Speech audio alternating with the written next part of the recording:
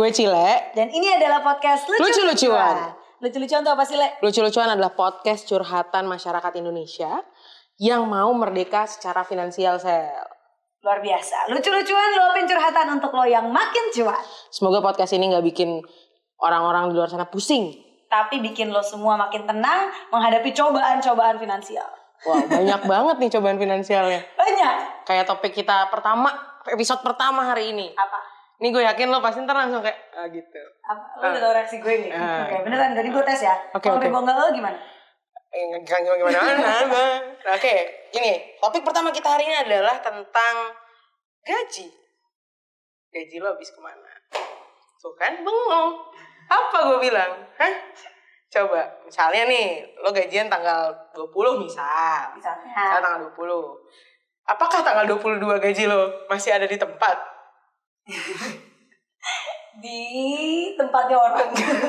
Di rekening orang lagi ya, di rekening orang ya. Rekening gue udah gak ada. Udah gak ada ya? Nah, maksimal biasanya gue kalau habis gajian tuh tanggal 30, tiba-tiba udah kayak tanggal berikut sama nih sama angka di rekening gue. Satu. Apaan 1 rupiah? 100 ribu? 1 juta? Kalau 1 M banyak. 1 rupiah? Gak. Tapi itu jadi ini ya, momok di masyarakat. Berat bahasa gue. Tapi maksudnya kayak di pertemanan kita juga kadang-kadang suka kayak gitu gak sih? Maksudnya gaji gue habis nih, perasaan baru kemarin gajian. Atau kayak ada postingan-postingan di sosmed. Lucunya omongan itu tuh selalu muncul setelah hura-hura bersama dengan teman-teman. Terus ngomongnya juga barengan, gaji gue kemana gitu. Iya. Tapi apakah finansial planning kita yang buruk gitu kan? Lu nanya sama gue? Salah ya? Barusan gue nanya sama gue, mohon maaf. Kalau lo nanya sama gue nanya sama siapa? Nah, mendingan kita langsung tanya ke ahlinya saja. Langsung. Karena kita gak akan bisa menemukan solusi kalau kita berdua yang ngobrol. Kita langsung nanya aja ke ahlinya nih. Ya kan, kita siapa sudah kedatangan seorang wanita cantik. Gue langsung menurunkan nada bicara gue, takut. Karena cantik banget. Cantik banget kan gitu. Langsung kita panggil. Jeng. Hai. Mbak Delisia. Mbak, kakak. Deli aja. Deli aja. Tante, nenek. Jangan tante dong. Jauh banget nenek. Oke, Nek, lanjut. Oke, apa kabar nih? Baik banget. Baik. Sehat? Luar biasa harus sehat. Luar biasa harus. Gue langsung pengen lembut gitu ngomongnya. Iya, ini kita luar biasa harus sehat. Gimana selama pandemi? Harus sehat. Cile dan Ica harus sehat. Oke. Kenapa? Langsung berubah. Oke. Mindful. Oke. Gimana selama pandemi nih? Sehat selalu, waras. Sehat selalu. Banyak kan kerja di rumah karena kan masih work from home. Jadi paling seminggu sekali ke kantor, 4 harinya di rumah. Jadi kesibukan sehari-hari sekarang apa nih? Kerja? Lebih ke kerja aja sih. Paling kalau nggak kerja, kalau lagi off, ya biasa dengar podcast, ya dong. Keren ya? Nontonin YouTube, Netflix, nggak jauh-jauh lah. Kirain karena kita mengundang Deli di sini, kalau lagi nggak kerja ngatur duit. Enggak ya? Masa tiap weekend ngapain? Tapi nggak tahu sih gue. Nggak tahu lu, judgmental lu. Apakah gue aja nggak ngatur duitan gue? Apakah kegiatan sampingannya adalah ngeliatin uang gitu? Udah kita lanjut dulu.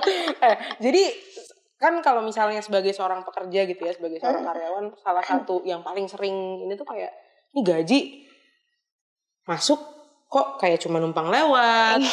Terus misalnya gaji udah naik tapi kok habis-habis juga gitu kan. Dulu sebelum mulai curhat ada yang curhat. Oh gitu. Ada. Padahal gue udah pengen curhat panjang. Nanti sabar ya, ada yang curhat. Ya udah. Bacain dulu curhatan. Ya udah, kita dengerin dulu curhatannya. Ada curhatan dari Lebah. Masuknya dari mana? Cerita dulu. Ini curhatnya masuk ke Instagramnya. Oh iya, jadi kita udah naro di Instagramnya @ruangmenyala. Nah, ini ada curhatan dari Sobat Nyala sekalian nih. Kita dengerin dulu ya, Deli. Soalnya kalau kita yang curhat ntar nggak selesai. Kita dengarkan curhatan Lebah. Halo, kenalin gue Lebah.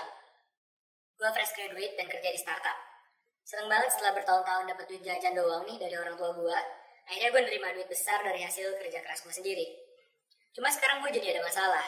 Karena tiba-tiba gue dapat duit gede di akhir bulan, gue jadi ada rasa pengen belanja mulu. Rasanya duit cuma numpang lewat doang tiap bulan. Padahal gue dulu bercita-cita mau punya rumah sebelum umur gue 30 tahun. Setelah COVID kelar, gue rasanya pengen banget liburan sih.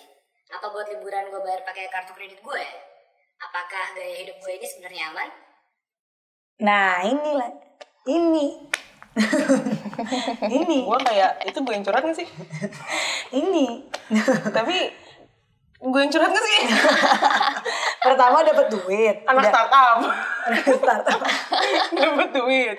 Nggak nih, dia kan sebenarnya udah pernah dapat duit, udah pernah punya uang, Uang jajan. walaupun uang jajan bentuknya Dari orang tua. bukan uang sendiri. Tapi berarti kan dia udah bisa hidup dari uang jajan dia. Terus kerja, duitnya lebih, kurang juga. Kejadian nih, kalau nanti dia pindah kerja lagi, kurang lagi. Iya. Gitu aja terus kagak pernah cukup. Bener. Jadi sebenarnya gimana sih menurut Tili nih cara ngatur keuangan yang baik tuh gimana sih?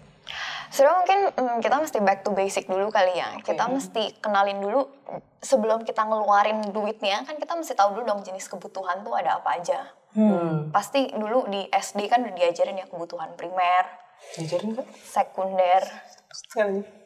tersier.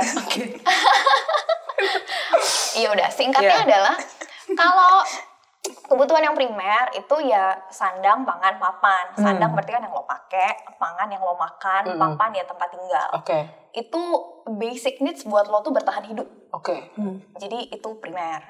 Kalau yang sekunder ya misalnya hiburan. Itu kan sebenarnya nggak ada hiburan pun lo nggak mati. Harusnya ya. Gua nggak tahu nih lo mati apa enggak. Stres sedikit. Oke. Nah terus kalau yang tersier itu adalah kalau kebutuhan primer, sekunder lo udah terpenuhi, baru tuh yang mewah-mewah gitu kan. Nah, jadi lo mesti tahu dulu nih kebutuhan primer, sekunder, tersier lo tuh apa aja.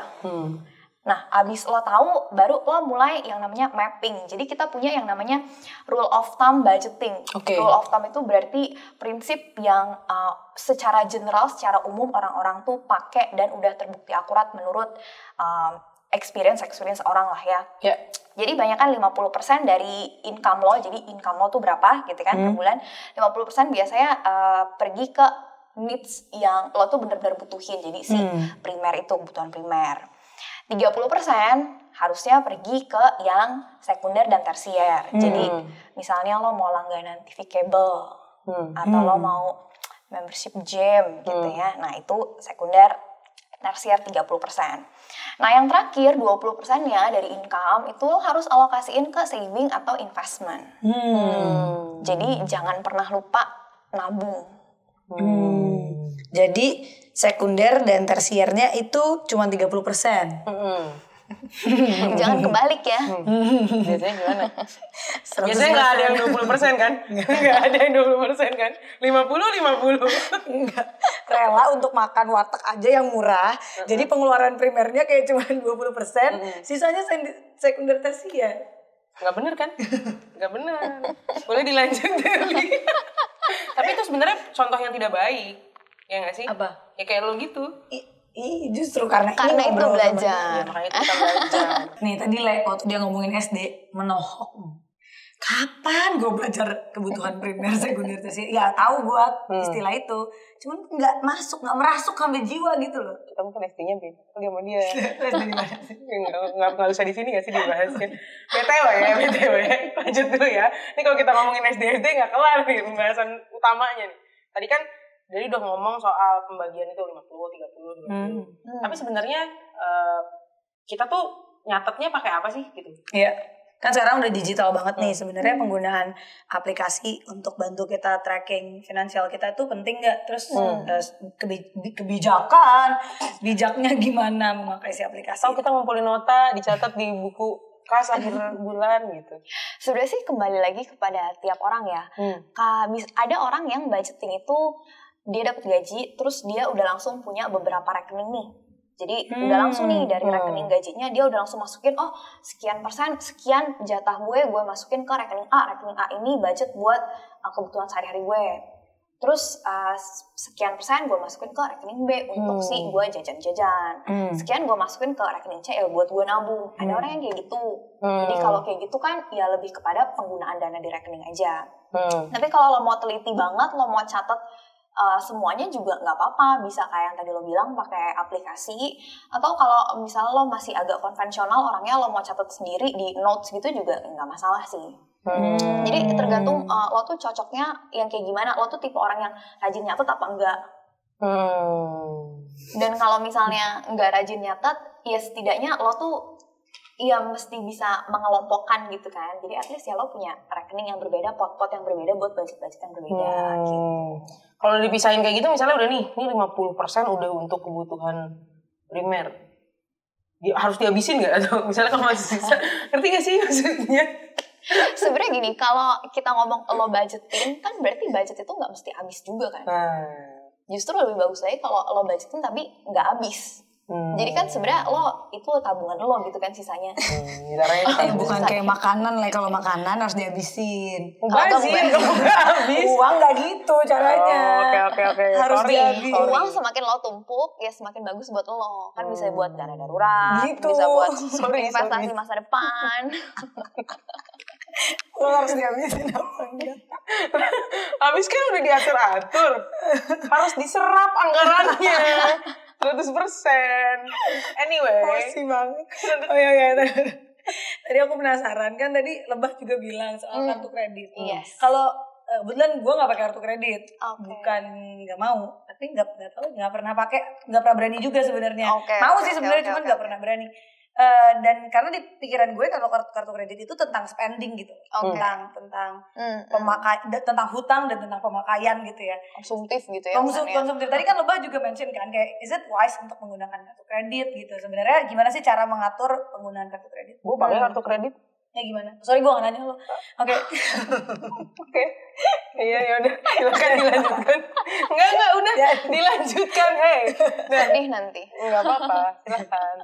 Kalau kartu kredit itu sebenarnya tricky karena itu kayak ya double edged sword gitulah ya. Kalau lo makainya nggak bener, ya itu bakal backfire kalau sendiri. Tapi kalau lo makainya wise, it could actually help you managing your finances juga. Bahkan lo bisa mengoptimalkan promo-promo yang lo dapat dari kartu kredit gitu kan. Lo nggak nanya gue sih. Lanjutkan Deli. Jadi sebenarnya ya mesti bijak. Jadi kalau lo punya kartu kredit atau lo mau apply kartu kredit atau once kartu kredit lo di approve, itu lo nggak boleh punya mindset gue punya kartu kredit berarti gue bisa spending seenak jidat gue. Nggak boleh gitu, karena kartu kredit itu kalau lo dapet kartu kredit lo mesti pakai itu dengan tanggung jawab. Kenapa? Ketika lo transaksi nih kartu kredit, lo jangan enaknya aja ya gue transaksi hahaha gitu kan. Nggak taunya nanti di akhir bulan lo ditagih, lo nggak tahu bayarnya pakai apa. Gaji lo udah gone kemana-mana gitu kan. Jangan sampai kayak gitu. Kartu kredit memang ada keunggulannya, dia bisa mendelay lo punya pembayaran gitu kan. Jadi lo bisa, misalnya lo jadi cicilan 0% misalnya. Pintar. Soalnya nggak nanya tadi. Apa lanjutkan dia nih? Nah jadi kena sindir terus nih gue sampai akhir. Jadi intinya ya lo mesti tiap kali lo swipe transaksi, lo mesti pikir lo bisa nggak nih bayar ini transaksi lo. Mau lo cicil kek, mau lo bayar lump sum gitu kan, bayar semuanya, lo mesti pikir itu. Terus sama yang kedua juga, kayak yang tadi lo bilang, kartu kredit itu fiturnya banyak. Iya dong, promonya juga banyak. Terus yang nawarin juga banyak. Karena itu ketika lo mau apply kartu kredit, lo mesti pelajarin dulu kartu kredit nih fiturnya apa sih. Ada kartu kredit yang memberikan lo reward point. Bisa aja dalam bentuk miles, bisa dalam bentuk poin. Itu biasanya menurut gue ya lebih cocok buat orang-orang yang spendingnya agak gede. Jadi kan berasa tuh kalau dapet poin atau miles gitu kan. Ada yang ngasih lo cashback. Tiap pembelanjaan sekian ribu lo dapet Rp1 misalnya.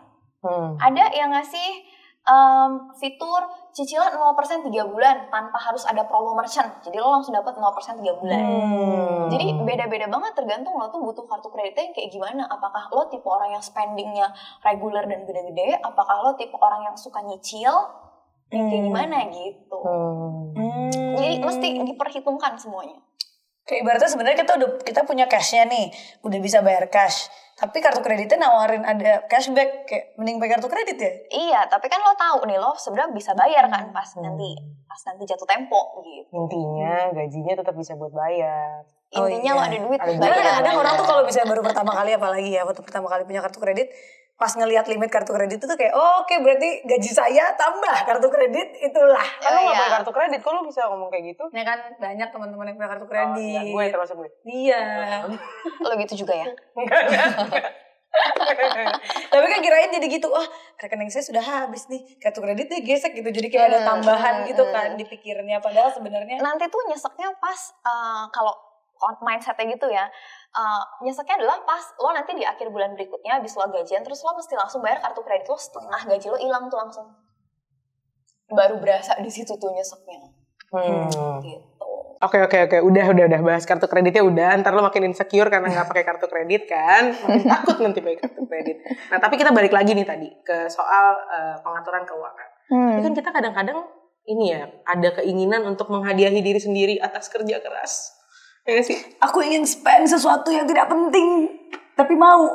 Tapi mau kemauan gitu. Nah misalnya ada gadget baru gitu. Nih misalnya kan ada salah satu sosial media yang baru nih. Yang dia tidak bisa pengguna handphone yang ini tidak bisa, harus handphone yang ini. Nah, geng-gengan main. Nah, handphone yang ini tuh harganya harga diri gitu kan. Kadang-kadang kita harus jual ginjal untuk bisa beli itu.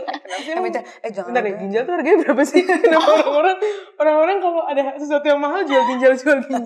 Gue tuh penasaran ginjal harganya berapa. Anyway, kita kembali lagi. Sorry. Duh, jadi ngomongin ginjal. Nah, kalau misalnya kita mau spend yang agak mahal. Kita mau spend yang agak mahal, agak besar gitu. Tadi misalnya harga handphone yang 24 juta. Sebenarnya boleh apa enggak sih? Sebenarnya kalau ditanya kayak gitu perlu dilihat lagi dua faktor sih. Yang pertama prioritas. Prioritas itu ditentukan dari lo mesti tahu kebutuhan lo itu apakah penting ataukah tidak penting. Apakah kebutuhan itu mendesak ataukah tidak mendesak. Kalau misalnya kebutuhan lo itu sesuatu yang anggapnya contoh tidak penting dan tidak mendesak tapi lo mau. Salah nggak? Ya nggak salah. Tapi karena dia tidak penting tidak mendesak tapi lo mau, lo udah planning nih, oke, gue bakal beli itu handphone 24 juta, gue nabung 12 bulan kali 2 juta. Nyampe tuh 24 juta kan. Kan udah keluar handphone baru lagi. Ini kan lagi pengen handphone itu dulu. Handphone itu udah gak segitu harganya nanti kalau 12 bulan lagi. Keburu turun ya. Iya, itu bagus ya, malah bisa beli ya. Tapi jangan-jangan pas lagi saatnya itu ada handphone seharga 24 juta yang lebih bagus. Oh iya. Iya kan? Ntar dulu. Oke, sorry. Silakan kebutuhan Misalnya tadi udah kumpul 24 juta nih dalam 12 bulan. Berarti boleh? Iya, nggak ada yang nggak boleh juga kan. Tapi lebih kuncinya tuh kayak planningnya lo buat pengeluaran itu gimana. Misalnya nih case lain, lo kehilangan handphone sehingga lo mau langsung ganti handphone. Kenapa? Karena handphone pasti sesuatu yang penting dan pasti sesuatu yang mendesak lo butuh sekarang. Kalau enggak lo nggak bisa kerja. Kalau enggak lo nggak bisa kontak keluarga lo gitu. Jadi pasti ada sekarang nih. Misalnya lo mau beli handphone, ya udah deh nggak usah yang high end banget, gue beli deh yang 5 juta gitu kan. Tapi lo mesti keluarin sekarang kan. Nah itu pembayarannya gimana, lo bisa bayar nggak? Misalnya, gue punya nih kartu kredit cicilan 0% 3 bulan. Saatnya lah tuh kartu dipakai gitu kan. Jadi 5 juta lo swap sekarang, tapi dibagi 3 bulan. Nah tapi jangan langsung ya.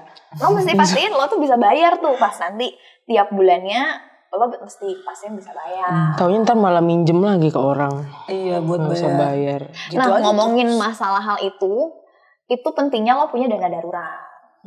Biar kalau lo ada kebutuhan yang penting mendesak saat ini banget lo harus keluarin, lo tetap punya duitnya. Itulah namanya dana darurat, biar lo nggak minjem. Mungkin itu ada topik lah ya. Iya, soalnya mukanya udah penasaran. Ntar dulu gue langsung kepikiran dana darurat. Dana darurat tuh tabungan gak sih? Ya, itu kayak kita cari yang lain lagi untuk menggali lebih dalam tentang dana darurat. Lanjut dulu. Oke, tapi berarti boleh ya? Berarti boleh kalau misalnya intinya boleh atau enggak? Ini pertanyaan gue lah. Boleh apa enggak? Boleh dan sah-sah aja. Jadi kalau misalnya lo mau beli handphone, boleh menghadiahi diri sendiri, tapi jangan setiap saat menghadiahi diri sendiri. Emang ada ulang tahun tiap bulan? Oh iya juga. Misalnya gaji lo 100 juta gitu kan. Berapa? Misalnya gaji lo 100 juta per bulan, handphonenya 20 juta, terus lo mau tiap bulan beli gitu kan. Udah masuk kebutuhan primer. Gak, sebenarnya tuh beli handphone buat kebutuhan diri sendiri apa jualan sih? Jangan reseller. Mungkin reseller sebenarnya. Tiap bulan. Tadi gue mau ngomong apa kan gue jadi lupa. Tadi rumusnya itu adalah prioritas, ngomongin prioritas sama mendesak atau tidak mendesak gitu ya? Itu part of prioritas. Oh, part of prioritas. Sama karena lo udah tahu prioritasnya mendesak nggak mendesak, lo mesti tahu planning pembayarannya tuh gimana. Oke. Duit itu dari mana? Catat Le, 2 Le. Catat. Nggak ada pulpen. Catat ada 2 prioritas, ngomongin penting nggak penting, mendesak nggak mendesak. Yang kedua, kita udah punya plan peta yang jelas belum? Bayarnya tuh gimana tuh? Bayarnya gimana? Bayarnya gimana tuh? Tadi kan Deli nyebutin soal nabung, ya kan? Mungkin kita bayarnya kalau misalnya beli handphone 24 juta, bayarnya pakai tabungan. Tapi kan tadi Deli nyebutnya 2 juta per bulan. Gede banget kalau misalnya orang kayak kita misalnya baru mau mulai nabung, baru mau mulai mengalokasikan, apakah 2 juta itu mungkin? Sebenarnya bisa mulai dari yang terkecil gitu gak sih? Sebenarnya ya, namanya nabung itu justru bukan mulai dari nominal besar, tapi mulai dari nominal kecil. Iya dong. Kalau nabung tuh mulai dari nominal besar, berarti yang bisa nabung cuma yang udah tajir-tajir doang dong. Malah jadi kayak defying the purpose of savings gitu kan. Harusnya kan savings itu, ya lo mau gaji gede, gaji kecil, income gede, income kecil, ya lo bisa nabung. Jadi nabung itu segampang ya 20.000 per hari. Tetap termasuk bener nabung. Juga ya. 20.000 per hari, seminggu 140.000. Udah nggak bisa kan hitung-hitungan lagi. Udah nggak apa-apa, bener nggak apa-apa, udah nggak apa-apa,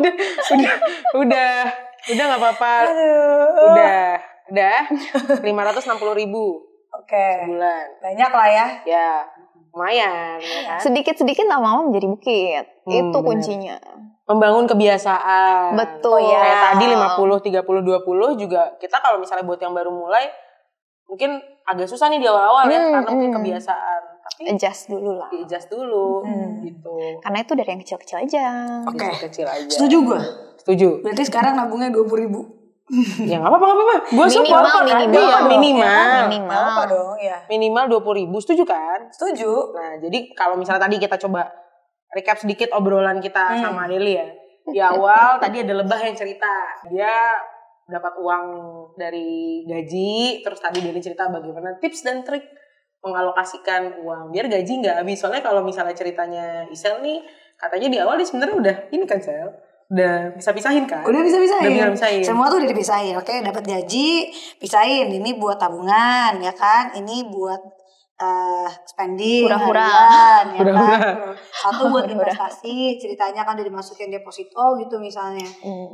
Iya, di akhir bulan nyatu. Pinter loh udah tahu deposito. Iya, tapi di akhirnya nyatu lagi. Jadi spending. Nggak ada itu semuanya. Mereka tidak bisa dipisahkan ya, Tidak bisa dipisahkan. Social distancing gagal buat keuangan gue. Tapi kan akhirnya sekarang kita jadi belajar kan sama Deli. Mudah-mudahan teman-teman semua juga belajar. Dan yang gue pelajarin tadi ternyata adalah kartu kredit bisa dipakai buat ngatur keuangan juga. Maksudnya bisa bermanfaat untuk pengaturan keuangan kita. Iya, tergantung ya kebijaksanaan. Nah, jadi udah kan tadi dengar semuanya dari Deli dan semoga kita bisa mulai mengatur keuangan kita dengan lebih baik. Jadi yang mau kita bilang ke Sobat Nyala semua adalah tidak ada yang tidak bisa. Sampai jumpa di episode selanjutnya. Bye.